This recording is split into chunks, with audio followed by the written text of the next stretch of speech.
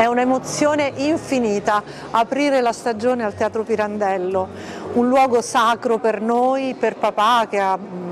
portato in scena Caino e Abele, Pipino il Breve, Troglo Story, La Baronessa di Carini. Per noi è un'emozione grandissima. Veramente siamo molto contenti, emozionati, orgogliosi di aver ridato luce, speriamo ridato lunga vita a quest'opera straordinaria di questo artista poliedrico, stupendo e che insomma che è anche una bella responsabilità ci siamo presi, cioè riadattare ai tempi di oggi un'opera così importante che ha fatto un po' la storia dei musical in Italia è stata una grande responsabilità.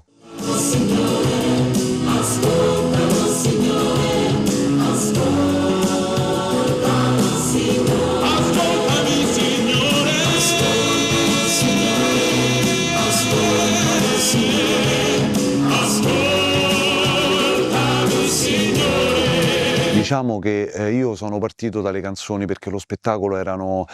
quasi esclusivamente canzoni e ho cercato attraverso l'inserimento della recitazione del teatro e di un corpo di ballo coreografate da Dalila Frassanito,